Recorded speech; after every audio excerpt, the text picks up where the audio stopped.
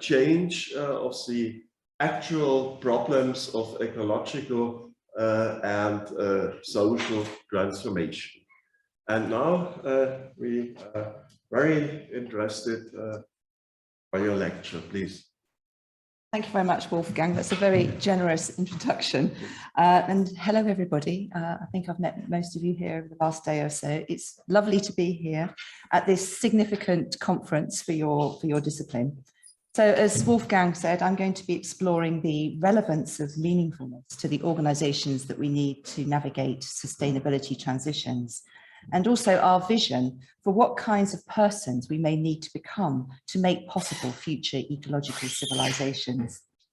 So the roots of my work lie in political theory and moral philosophy. So I'm very grateful to Christine and Wolfgang for encouraging me to spend time with Erich Fromm's thinking on social psychology and social character.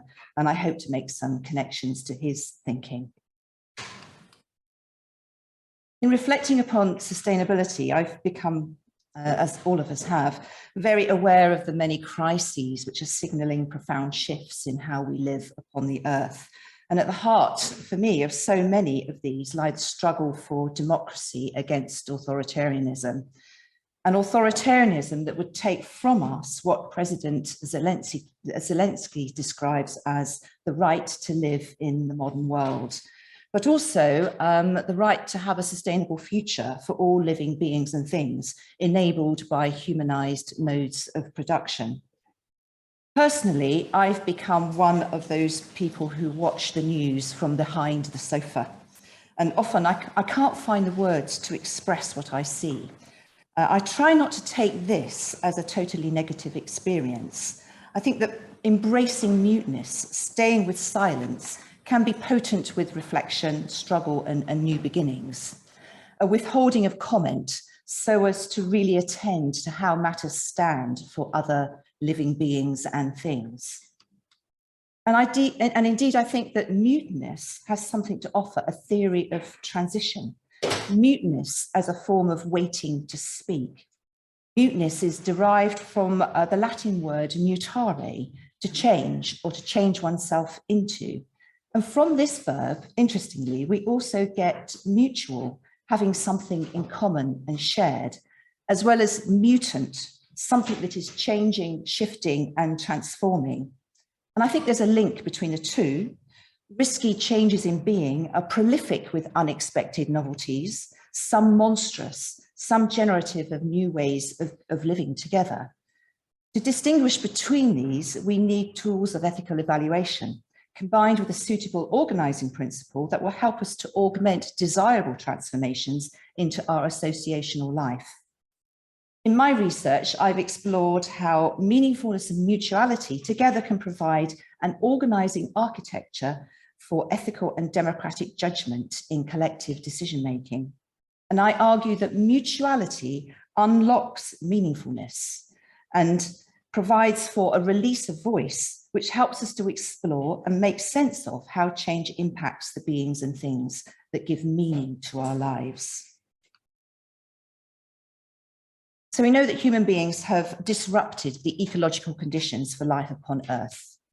To save our lives, we have to maintain complex civilization within planetary boundaries. But imminent 1.5 degrees temperature rise above pre-industrial levels demands a whole system of systems transformation of our activities. One that will have to be achieved through our many public, private, and civic organizations. At the same time, we may need to make ourselves into the kinds of people who can live well together through these transitions and into future ecological civilizations. In To Have or To Be, Erich Fromm says that for the first time in human history, the physical survival of the human race depends upon a radical change of the human heart. This seems impossibly difficult to achieve, yet also impossible not to try. To support such a change, we will have to make use of everything that we know about how social structures shape human psychology. But the cultural psychologist, Jerome Bruner, in his book, Acts of Meaning, says that our ways of making organizations are not addressing the challenges that we face. He says, for all our power to construct symbolic cultures and to set in place the institutional forms needed for their execution, we do not seem to be very adept at steering our creations towards ends we profess to desire. We are failing to consistently make organizations that can help us improve our collective decision-making for sustainable transitions. In a recent BBC Radio 4 interview, Daniel Kahneman said that the only way of overcoming biases is not by deciding to be wise. It's organizations that have procedures that can, in effect, engineer better procedures for making judgments and making decisions. But the human engineering of judgment and decision-making is a discipline yet to be born. This offers up important insights, but organizations with better procedures for collective decision-making depend for their endurance upon members forming what Fromm calls the social character orientation, on becoming, if not wise, then at least fully alert to how we impact the lives of others. And we need organizations that can help us choose to act towards other beings and things as if a social character orientation rooted in moral attentiveness is already widespread. With this possibility of behaving as if in mind, I'm going to outline a human capability for ethical organizing, capability for collectively creating organizations with the capacity to mediate improved decision-making, and at the same time, change our motivational structure so that we can express relational modes of being. This capability is directed towards making organizations that generate life value, or those resources by which we can cultivate the conditions for stewarding and sustaining all living beings and things. The organizational theorist, Gibson Burrell, says that human beings possess a will to form, a general capacity to form that involves a continual process of constant organizing of organizations, one that seeks to order the world into meaning. With Selim Nussbaum's human capability theory in mind, the value of meaningfulness and mutuality as an organizing principle afford conversion factors for translating this general capacity to form into a human capability for ethically desirable organizing. And this cashes out into various entitlements, such as the intrinsic goods of meaningful work, autonomy, freedom, and dignity, as well as a requirement for worker democracy. When doing meaningful work, especially under power sharing structures, people discover, protect, and develop values that matter to them collectively as well as personally. Mutuality as democratic voice stimulates meaning flows around these values, enabling people to engage in practical reasoning, to build up common knowledge, and to make collective decisions and coordinate joint endeavor. One of the purposes of a human capability for ethical organizing is to help us to act as if the social character orientation of moral attentiveness is already shaping our decision-making. In other words, to cultivate a new kind of social cognition in our perceptions, information generation, and knowledge about others.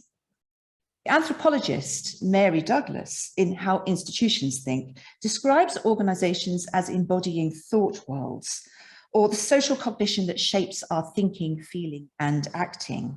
And she describes a process of institution building where the people are tempted out of their niches by new possibilities of exercising or evading control.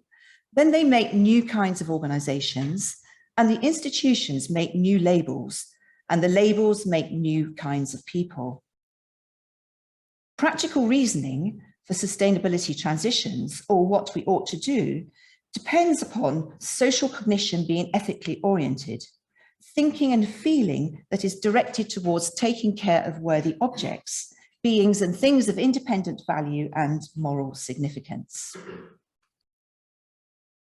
Ethically oriented social cognition, in the way that I think about it, resonates with John Dewey's observations upon mind and care, where the humanized mind is formed through active moral attentiveness to the condition of other beings and things. This involves what Bruner calls principled meaning making. For Bruner, principled meaning making requires a moral stance and a rhetorical posture. And in my formulation, I use an ethic of care as a standpoint for evaluation and a basis for justifying meaning claims. And this has implications for public meaning making, including organizational meaning making. For meaning making to be principled, organizations have to be constituted, I think, as societies of meaning makers, in which all members are, as Onara O'Neill puts it, moral agents of construction.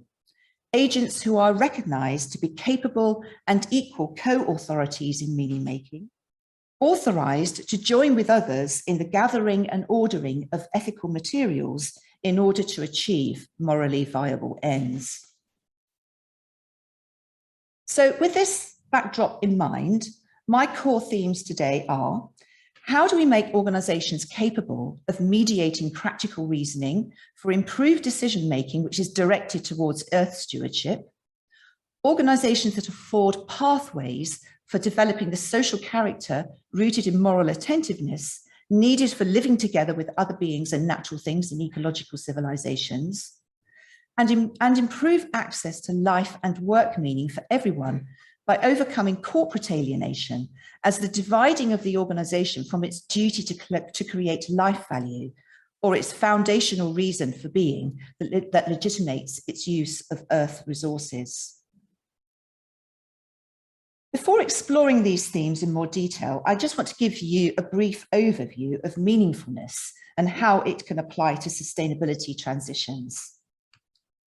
Drawing from the philosophy of life meaning, I use the hybrid value of meaningfulness, which integrates the objective ethical moral and the subjective cognitive emotional dimensions of meaningfulness. And the moral value of meaningfulness combines objective moral value, or having good reasons for acting towards independently valuable objects, with subjective experience, or having an ethically viable, emotionally engagement with the objects of our action. Meaningfulness as a moral value shapes our motivations. People want to have something meaningful, worthwhile, or significant to do as members of purposeful organizations that are worthy of their contributions. And this drive for meaningfulness is extremely difficult to eliminate. And indeed, people will use whatever materials are at hand, including poor quality and precarious work, to craft meaningfulness. For example, hospital cleaners can see themselves as part of the care team looking after patients, and refuse collectors as stewarding the environment for future generations. Being able to justify meaning claims, our reasons for action, plus our emotional relationship to beings and things that are the target of our action, is not only vital to personal meaning, it also has consequential public impacts. But to be successful in their meaning-making efforts, people need to see themselves as equal co-authorities in meaning-making, invested with the relevant status and capabilities. And this is especially important for ensuring that means and ends are ethically viable, justifiable in the public realm.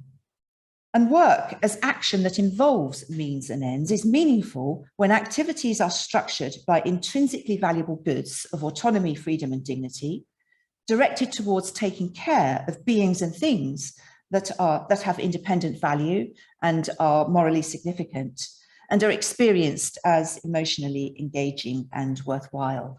I should say that this is my definition and not everybody's definition.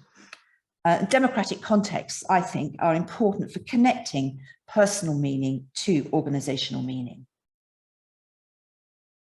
In examining the various sources and domains of meaning, Tatiana Schnell identifies generativity as one of the most important meaning sources, one that enables a person to integrate different kinds of meaning into a positive self-identity. And she draws upon the psychologist Erik Erikson, who describes generativity as a concern for guiding, nurturing, and establishing the next generation through an act of care. An ethic of care helps us to identify some limits to meaningfulness. Fromm says that in the mode of being, people find their self-identity in love as productive activity. In his words, love implies caring for, knowing, responding, affirming, enjoying the person, the tree, the painting, the idea. It means bringing to life. It is a process, self-renewing and self-increasing.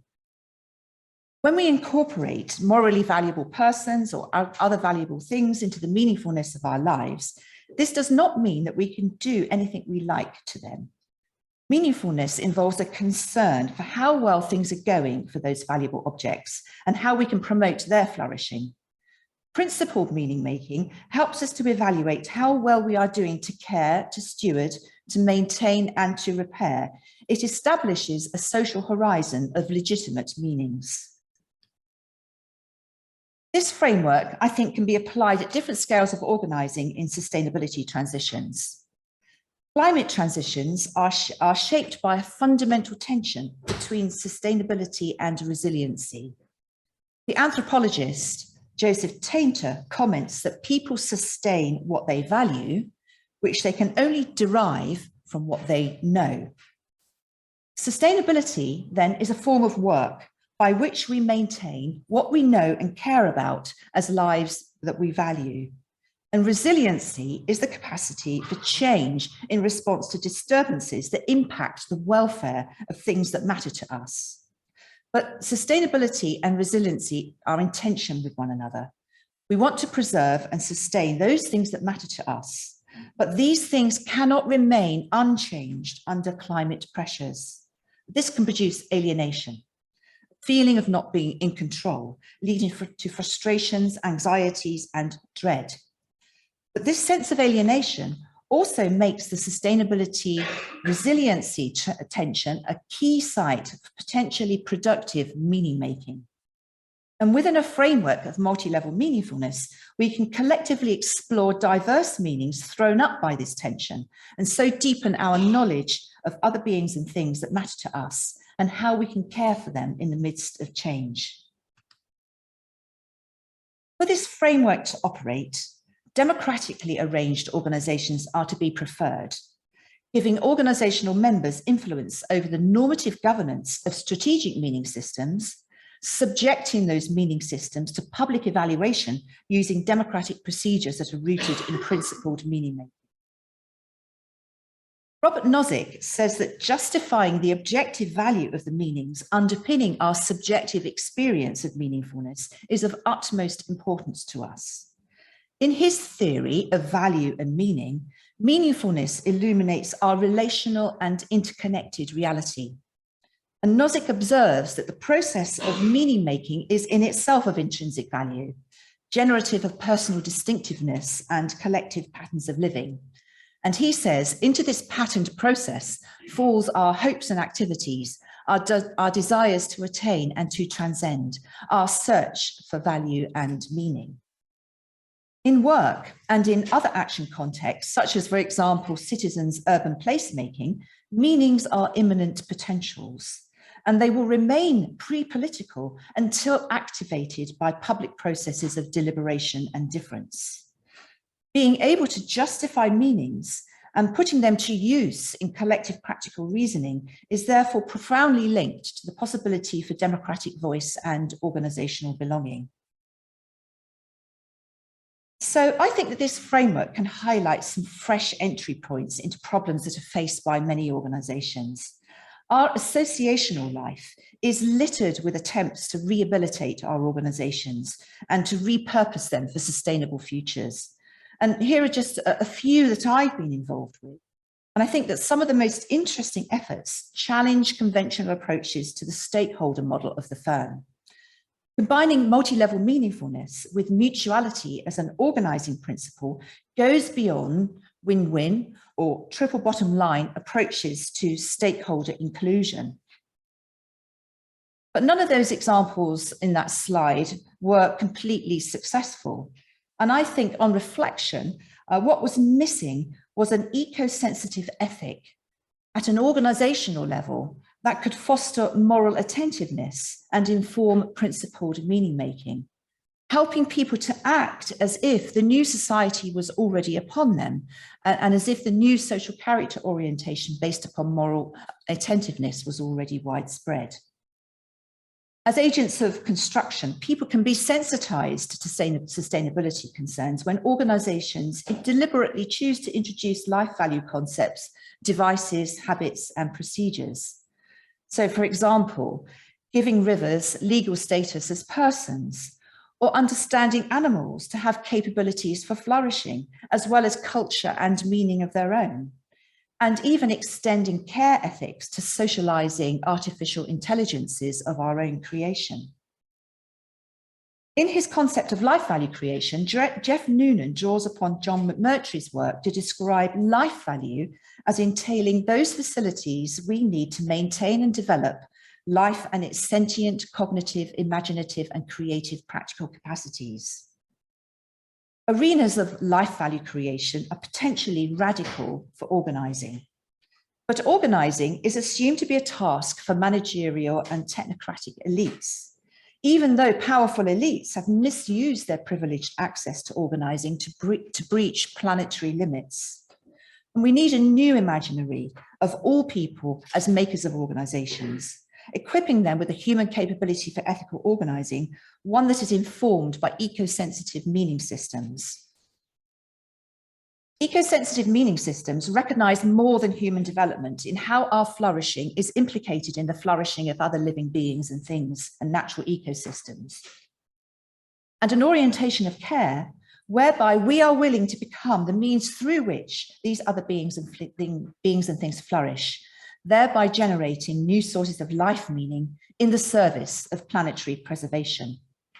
And Puig de la Bellascara describes a materialist ethics of care in terms of a force distributed across a multiplicity of agencies and materials, and supports our world as a thick mesh of relational obligation. To act with care means to act responsibly, using our meaning making as information to create understanding and knowledge of worthy objects. For example, carbon mapping in supply chains involves detailed technical information of many material objects, combined with relational conditions of trust and fairness between stakeholders and those who are impacted by the activities of the supply chain. From distinguishes the mode of being from the mode of having. And this is useful for reflecting upon organizational levels, such as supply chains, cities, communities, nations, etc. In the mode of being, we come to see ourselves as responsible for cultivating connections that enfold other living beings and natural ecosystems into radically inclusive social worlds. Donna Haraway's vision, the Chiludocene, sorry, I can never say that properly. It's a lovely word though. For example, evoking the possibility of kin-making and co-labouring in solidarity with other beings. She says, with intense commitment and collaborative work and play with other terrans, flourishing for rich multi-species assemblages that include people will be possible. So just a little brief vignette. It's tied a little bit to what she said, but it doesn't go as far as the kind of radical ideas that are embodied in this idea of co-labouring with other living beings and things. But a few years ago, I met a Unilever supply chain executive who talked about how Unilever had gone as far as it could with the stakeholder theory of the firm. And he speculated what Unilever might look like if it dethroned itself in its supply chain in order to elevate the potential of the whole associational system, including having a care for the ecosystems and the animals and the creatures that were implicated in that associational ecosystem. So I find personally a materialist ethics of care to be very suggestive for what meaningfulness and positive organizational meaning systems might look like in future sustainable societies. But of course, making positive meaning systems is a process of contestation and difference, vulnerable to power and alternative narratives. In the UK, for example, COVID-19 narratives of solidarity and care crumbled in organisations when our government refused to provide political leadership for social and relational values, substituting instead their preferred narrative based upon individual personal responsibility. When combined with mutuality as an organizing principle, meaningful work provides people with the resources for resisting the imposition of meaning interpretations and the appropriation of meaning systems by the powerful. Meaningful work institutes principled meaning making that guards against breakdowns in positive organizational and societal meaning systems. And this matters because breakdowns can lead to distortions in ethically oriented social cognition, resulting in poor decision-making, including corruptions of meaning, hijacking of meaning-making, failures in practical reasoning and decision-making, and experiences of alienation. And the pathologies and cognitive biases arising from all of this are well documented: willful blindness, cognitive dissonance, groupthink, and much more. So I think the protective function of meaningfulness in maintaining positive organizational meaning systems highlights underexplored aspects of meaningful work, such as truth, to examine facts, values, and meanings for practical reasoning, courage to face alienation gaps, hope to create radical hope when meaning systems collapse, and resilience as a public good. So I'm just going to very briefly go through each of these. So practical reasoning relies upon truth-telling, which in sustainability transitions demands enriched meaning-making. But when crises are transformative, we struggle to express what is happening to us. In Language and End Time, Gunther Anders said of the nuclear age, ordinary language was not made for what is enormous, and he asked whether it is possible for us to create a language that will help us to become fully alert to our predicament. We need truth-telling narratives that will reframe human to non-human relationships. The philosopher George Kateb argues for a concept of species dignity, where human dignity is tied to Earth stewardship. He says, because of our impact upon the planet, human beings have a certain kind of status or position, whereby they have a tremendous duty towards nature, namely to become ever more devotedly the steward of nature. A new dispensation for human dignity as species dignity would tie us collectively to responsibilities of care for the earth, responsibilities that also involve care for ourselves as valuable beings with lives of our own to lead. But the lives available for us to lead are in danger of being drastically changed by climate heating. We know this, and our sense of threat is producing negative experiences of alienation in social and political worlds. Hannah Arendt, in Origins of Totalitarianism, described the alienated as those for whom powerlessness has become the major experience of their lives. We are no longer able to make sense of the world we have created. And Arendt says, comprehension means examining and bearing consciously the burden that events have placed upon us, neither denying their existence nor submitting meekly to their weight as though everything that in fact happened could not have happened otherwise. Comprehension, in short, means the unpremeditated, attentive facing up to and resisting of reality, whatever it may or may not have been. But as Fromm makes clear, alienation does not inevitably produce negative responses. And indeed, we can turn alienation into a tool for comprehension. And I think that meaningful work equips us to actively seek out alienation using principled meaning making to interrogate our shared predicament. Of course, such attempts at comprehension are not at all easy. They require courage to explore the gap between reality and ideals, to face up to the anguish of change and to find reasons to hope. And good decision-making depends upon hope as a kind of faith that our actions and the lives they produce can be shown to make sense. But we face now the potential erasure of many ways of life, the work that reproduces such ways of life and the meaning systems associated with them. In writing of the confinement of the Native American Crow people to reservations, Jonathan Lear highlights how practical reasoning for the Crow came to an end with the collapse of their way of life. He quotes Two Leggings, who said about the loss of the buffalo, "Nothing happened after that, we just lived." And Lear captures a peculiar form of human vulnerability, of no more events because it was no longer possible to make actions intelligible. And such a loss is critical for anxiety and resentment that can spill over into divisive populist politics. Fromm says that those who hope are hard-headed realists who shed all illusions and fully appreciate the difficulties of making a new society. At the same time, they require, he says, the energizing attraction of a new vision. So as meaning systems disintegrate, we need to make radical hope, to hope even though old sources of meaning have dried up, to make resisting despair a form of collective resilience, a type of social psychological public good that shapes organizational psychology, a resource for making sense of our acting and being together.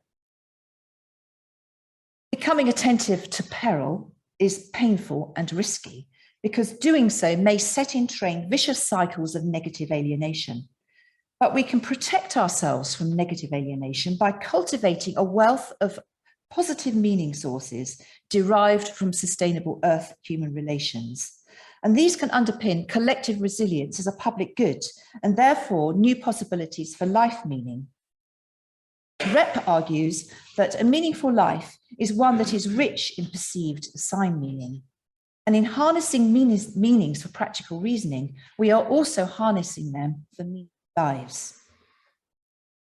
In the end, sustainable transitions will depend upon enough of us being willing to craft self-identities consistent with the responsibilities of Earth stewardship by connecting our personal growth to multi-level systems change and making organizations that embody ethically oriented social cognition. As discussed, our will to form represents a general capacity to organize that can be used for good or for ill. It is also productive of meaning sources, of which we are not always fully aware. Anthropologist Mary Douglas shows that we organize in order to overcome the limits of human rationality. Organizations function as extensions of our cognition, of our thinking and our feeling.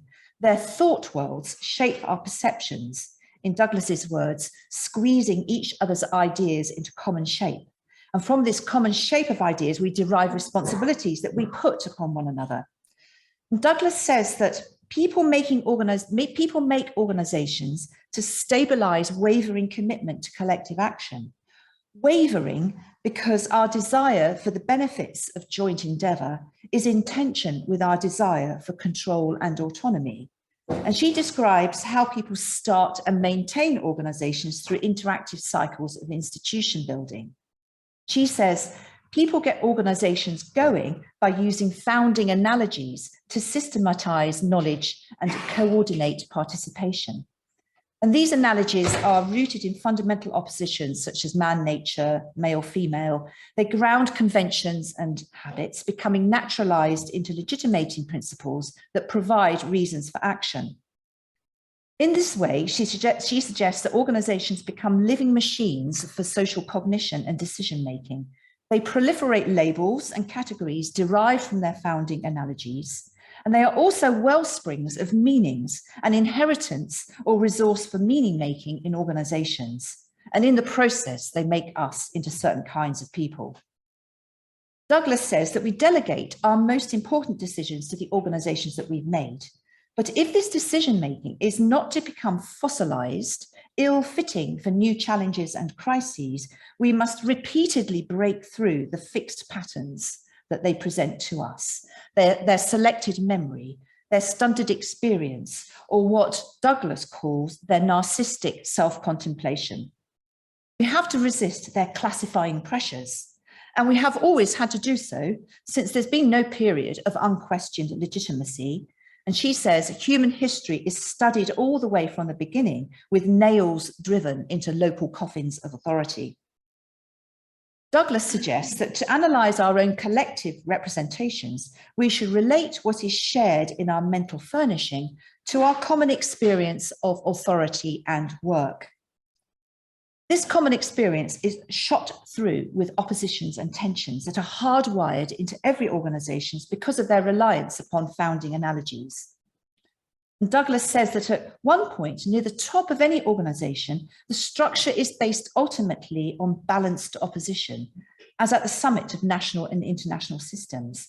But if there is no coordinating institution or other more complex orderings, a stalemate of hostile forces would be the most significant collective achievement at that level.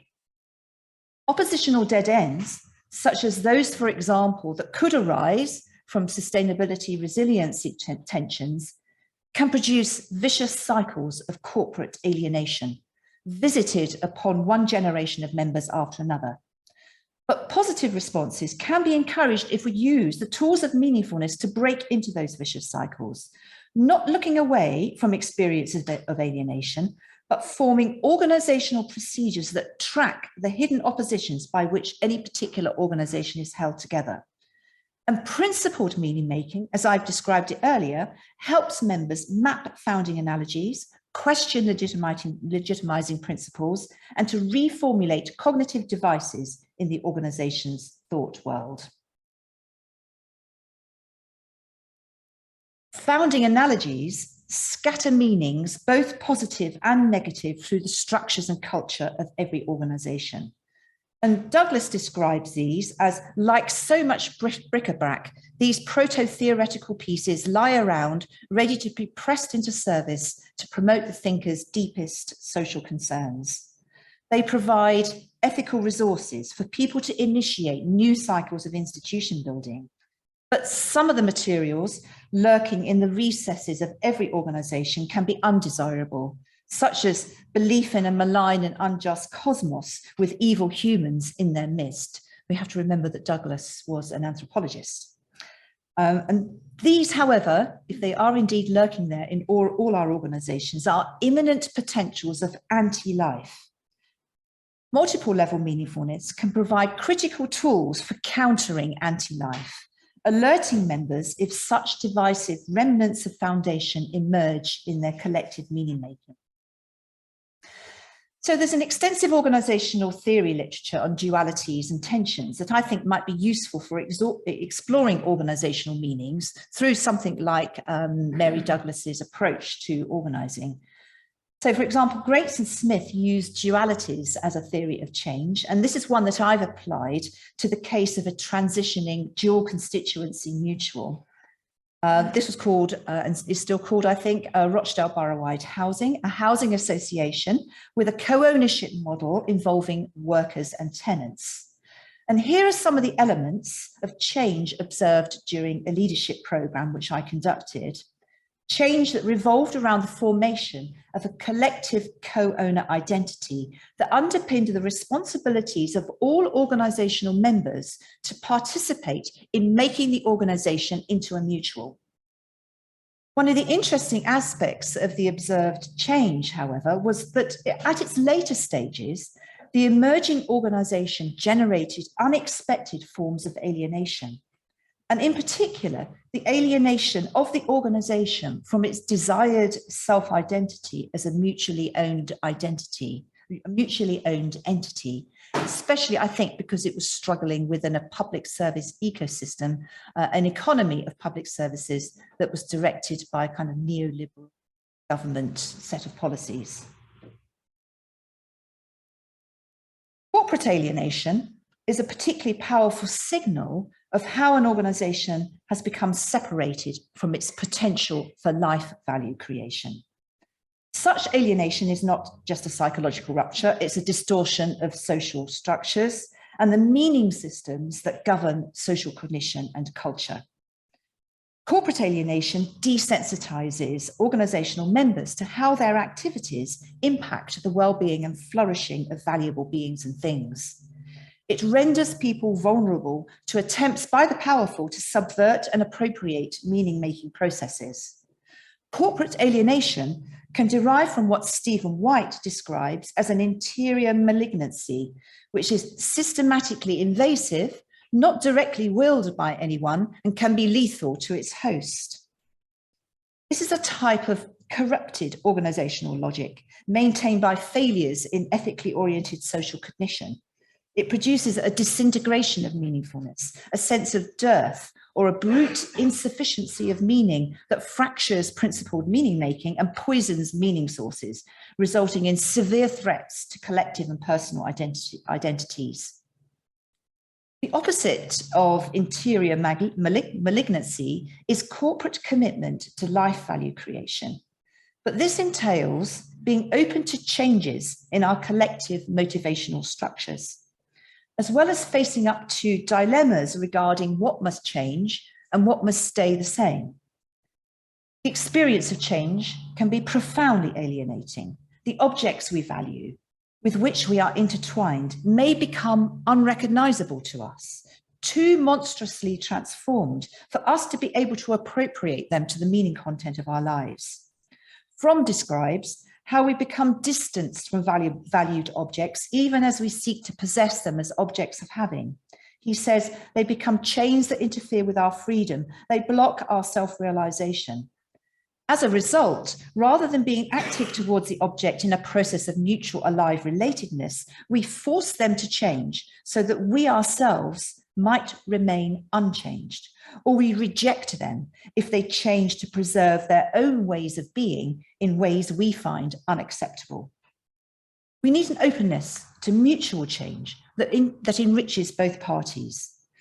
This is difficult when social cognition is still dominated by the mode of having, resulting in those vicious cycles of alienation at multiple levels of organizing, from communities to institutions and cities and nations. In a recent paper examining diverse manifestations of alienation, Silver brings together Marx's integration separation with Simmel's growth ossification, or alienation as separation and disintegration, with alienation as the loss of vitality and creativity. For Simmel, alienation is an unavoidable aspect of the human condition. As we reach out to objects in striving for growth or more life, we can sometimes experience those objects as closed off. When objects resist our efforts to relate, we can feel cast adrift, unmoored, and rootless. Hermann Ruse describes a non-alienated form of life as one that is rich in multidimensional experiences of resonance. I'm not sure if I fully understand what resonance is, but I found this useful. Resonance as non-alienation is a type of knowing, an encounter with another that engenders a feeling of being called upon by something different that transforms me. We can respond positively or negatively to such calls. When we become willing to be influenced by the object, to have their presence shape our cognition and provide purposes for our collective action, this implies a readiness to stay with the discomfort of alienation and a willingness to make ourselves into the means for life value creation, both in ourselves and in the objects that constitute the meaning of our lives. So I think the multi-level meaningfulness can provide a language for breaking into these vicious cycles of corporate alienation. So starting with the symptom or a sense of life escaping from our control, this sense can give rise from having no serious contribution to make, having no opportunity to acquire duties of care for worthy objects, and we need such duties to bind us to the earth. The philosopher Joseph Raz describes duties as humanizing. Duties may be intrinsically good. Their existence provides valuable opportunities, constitutes valuable options, and but for their presence, our own lives would be considerably impoverished. But voiceless social structures constrain our relations to worthy objects, including preventing us from learning about our duties to contribute to their welfare. And this can lead to an alienation of our meaning-making capacities to more powerful others, permitting interior malignancy to flourish. Consequently, we find it harder to experience ourselves as dignified persons or attach ourselves to projects of value. Positive meaning systems are at risk of collapse, and at the extreme, this can lead to replacement by negative meaning systems rooted in distorted imaginaries of hate and division. Counter remedies are the protective benefits of meaningful work and mutuality as an organizing principle. So our task is to find things to care about, things that are of value and of significance, things that matter, and to organise around those so that we can protect them against the changes that are to come in the future. In the process, work itself is changed. Normatively desirable work entails contributive connections to valuable beings and things, generating duties of care that lend meaning and purpose to our collective lives. And here is just a brief summary of some of the ways of thinking about this new kind of work that I've thought about. Identity work upon the self to create an identity rooted in responsibility, stewardship, and care. And different forms of work centered around ethical work, relational work, complexity work, and voice work. I don't think I'm really saying anything different from what you are all saying. I'm really realizing that my time is getting a bit short, so I might just move on quite quickly if that's. So in thinking about these questions, what kinds of organizations might break into vicious cycles of alienation and also be productive of ethically oriented social cognition? And in their book on group agency, List and Pettit argue that organizations that are fit to be held responsible have to be collective moral agents. And this is their quotation about why it is important that any group of individuals should only be allowed to incorporate under an organizational structure when there is the possibility for that organization to be critiqued as a collective moral agent. And in thinking about this, I've tried to identify some features of collective moral agency that we need to see in sustainability transitions. So I am going to skip over this briefly, but I just wanted to point out the two key ones for me are empathy and integrity. And I'm just going to describe a little bit more about the power system around that, because I think that a willingness to attend and to be changed by moral attentiveness demands a new form of relational power. And Bernard Loomer describes relational power as the capacity to be open to mutual influencing, where we do not see others as mere helpers or means to our own self-fulfillment, but rather make ourselves available to be shaped by the differing claims and interests of others as an aspect of our mutual enrichment. However, relational power of this kind is constantly threatened by those who possess interactional power to shape people's understandings, or as Goffman might put it, all those other well-placed persons who are in a position to give official imprint to versions of reality.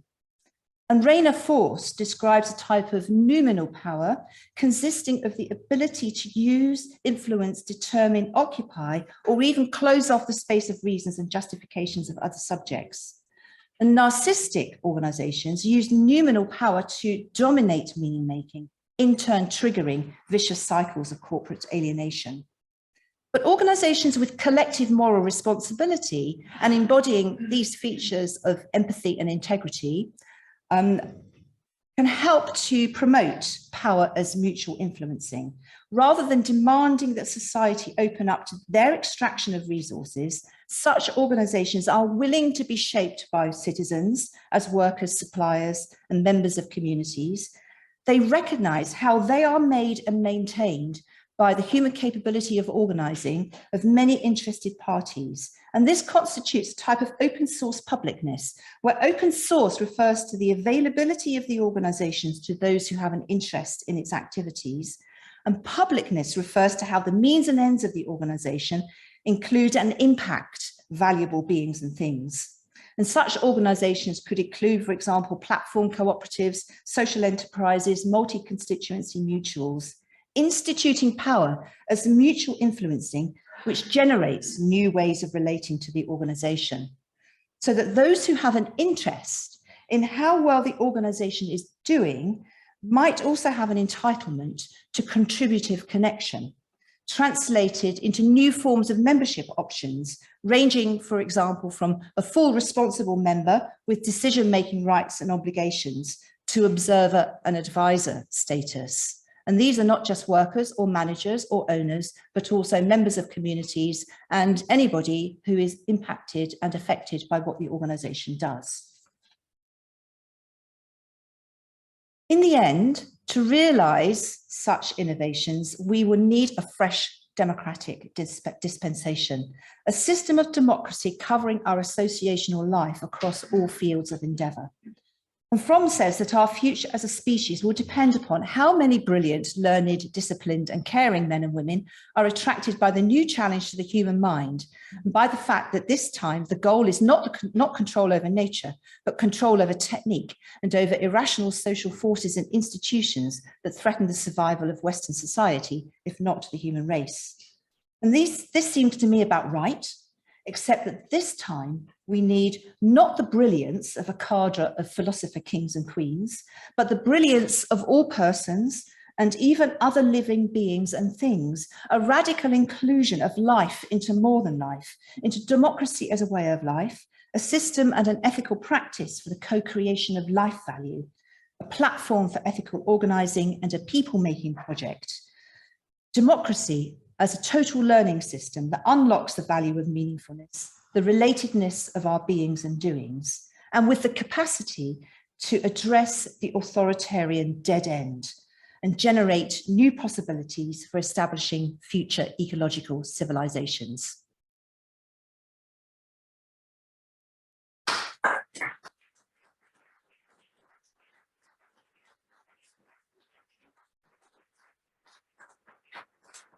I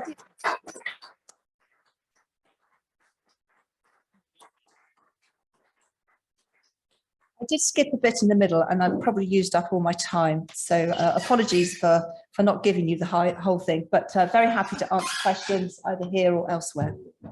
So, thank you so much. I think you have achieved much more than you have promised. And you have promised a lot, I think. Yeah.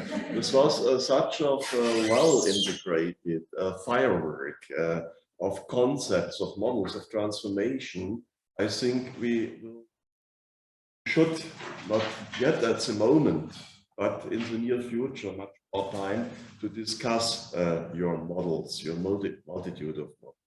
At the moment, we no time, and I think we need time to acquire, to appropriate, speaking with your ideas and discuss it.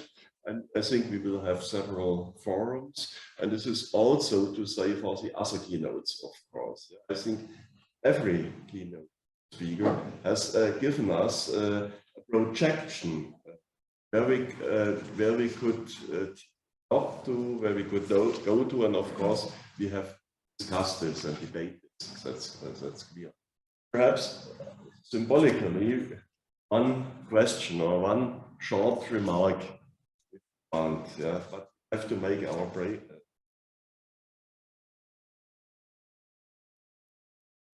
Yeah.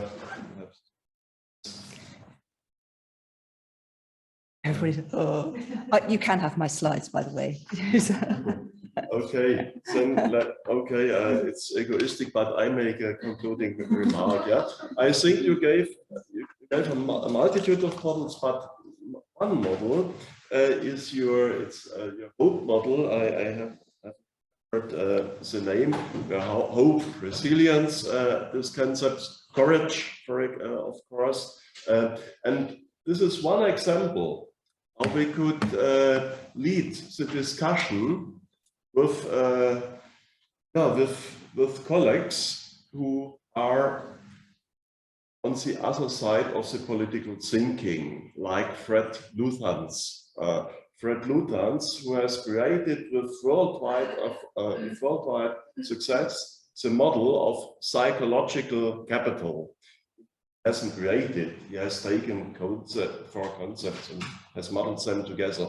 It is a real neoliberal concept in all aspects. I will write about that.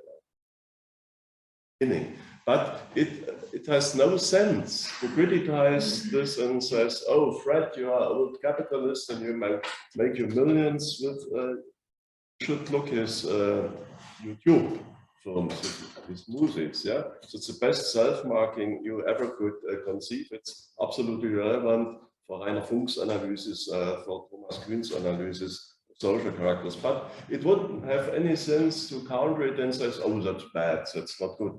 But we could take models like yours and say, yes, that's good to research, doing research in hope, doing theorizing in hope. And we have also our conceptualizations of hope, of courage, of resilience. Yeah, I think that could be an attempt to transform, yeah, the system, to transform those destructive forces. And I'm very happy that you took those words, yes, that there are destructive forces, yeah. It is not a good positive psychology, a good positive world. There are always forces of destruction, but what I have learned, so I do not want it. So I have the best intentions.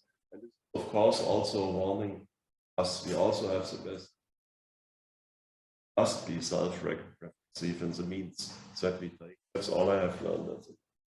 Thanks a lot.